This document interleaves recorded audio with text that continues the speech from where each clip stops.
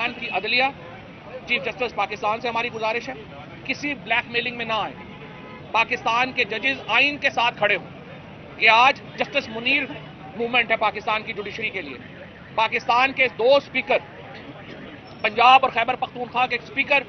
आज अपनी दरखास्त लेके सुप्रीम कोर्ट के सामने खड़े हैं। जिस तरह मौलवी तमीजुद्दीन दरखास्त लेके अपनी उस वक्त की फेडरल कोर्ट के सामने खड़े थे। और अगर आज जुडिशरी आइन के साथ नहीं खड़ी होती तो इसका मतलब यह है पाकिस्तान का आइन बरकरार नहीं रहेगा,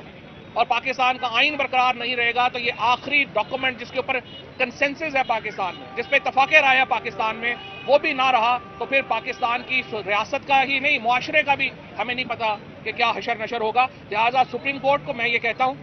ना वो किसी एक ग्रुप की बात सुने, ना वो दूसरे ग्रुप की बात सुने,